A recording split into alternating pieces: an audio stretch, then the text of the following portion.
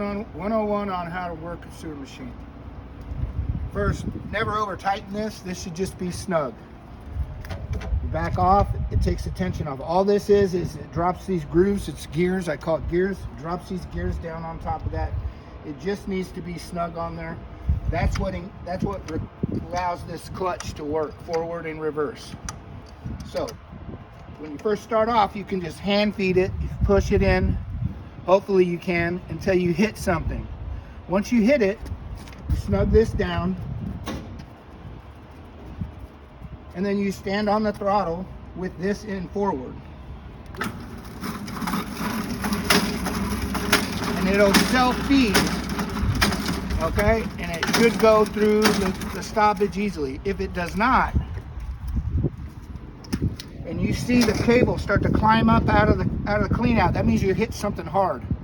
And you need to put this in reverse and back the cable back out away from the stoppage, and the cable will come down. But anytime that cable gets up and starts slapping real hard, you got to back it off. You got to go in reverse. And that's how you work it once you get to the stoppage. You just use the clutch forward. You're watching the cable. As it climbing out, you back up. Once you're back flat again, you go forward. As it climbs up, it's telling you you're hitting it and you're not getting through it, back up.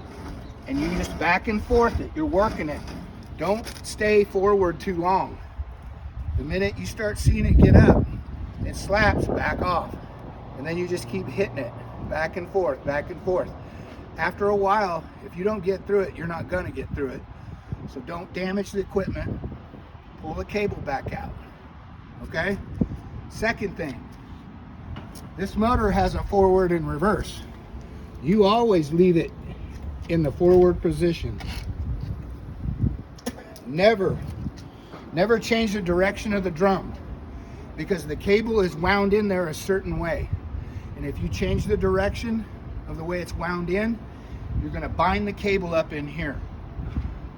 The reason for this is if in the event you get the cable stuck and you got it in reverse and you're trying to get it to come out and it's not, and you've yanked on it and you can't, then you can flip this,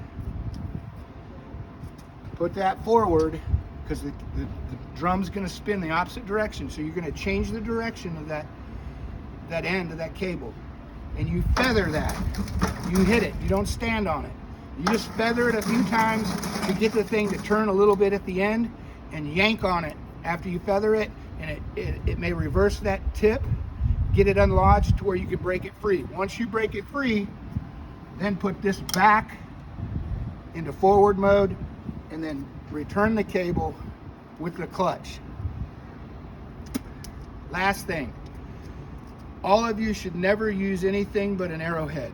You don't use cutting teeth. We got new construction, we got construction debris in there, you don't know what's in there. The arrowhead is the least likely to get hung up on anything, and our objective is to just try to clear it so that we can get a camera down there and see what it is. Again, watch the cable, use the clutch. If you do that and you use the forward and backward and let the machine do the work for you, it's a no-brainer. Good.